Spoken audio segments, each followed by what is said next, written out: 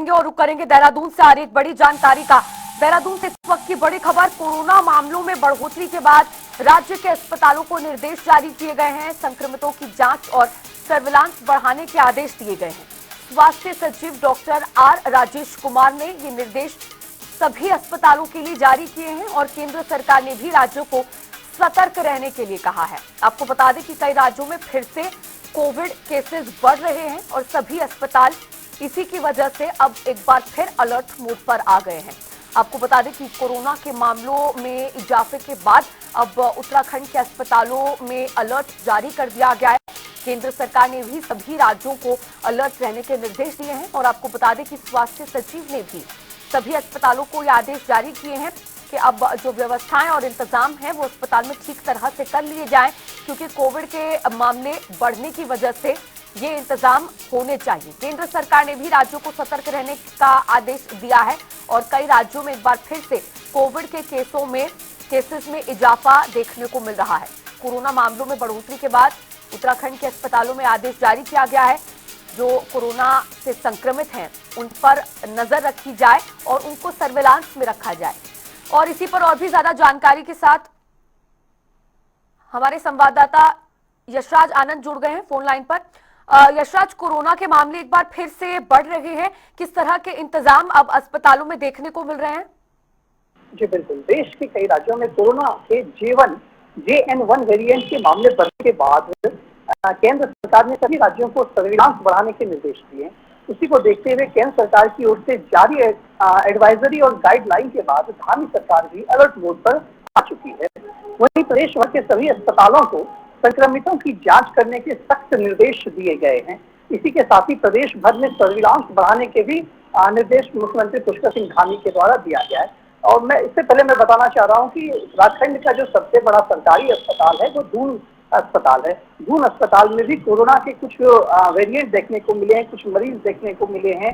तो उसको देखते हुए तमाम कोरोना को देखते हुए लगातार सभी मरीजों पर पैनी निगाह रखी जा रही है और साथ ही साथ जिन मरीजों को खांसी, जुकाम या इस तरीके की कोई परेशानी हो रही है तो उनको तुरंत ही एहतियात बरतने के लिए कहा जा रहा है। साथ ही साथ उनको यह भी कहा जा रहा है कि वो अन्य लोगों के संपर्क में ना आए।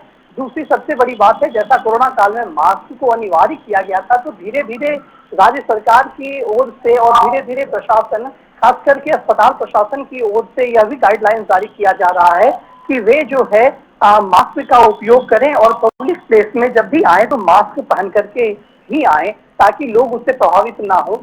तो वहीं इस बार यह वेरिएंट मिलने से देखा जा रहा है अस्पताल परिषद में भी काफी ज्यादा लोग ऐसे मरीज आ रहे हैं जिनको खांसी, सर्दी, जुकाम है।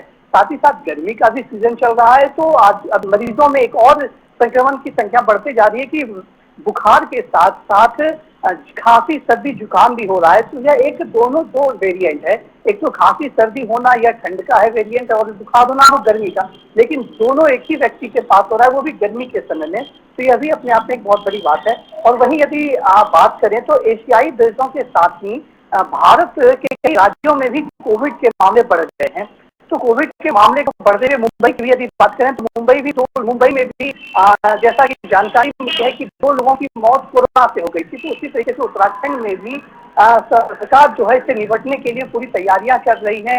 साथ ही साथ लगातार मीटिंग जारी रख रही है, एडवाइजरी जारी कर रही है। वही स्वास्थ्य सचिव की डॉक्टर आर राजेश कुमार की यदि बात करें तो स्वास्थ्य सचिव डॉक्टर आर राजेश कुमार भी तमाम अधिकारियों के साथ, अस्पताल के अधिकारियों के साथ मीटिंग कर रहे हैं और मीटिंग के बाद वो दिशा निर्देश जारी कर रहे हैं साथ ही साथ अस्पताल परिषद प्रशासन को भी।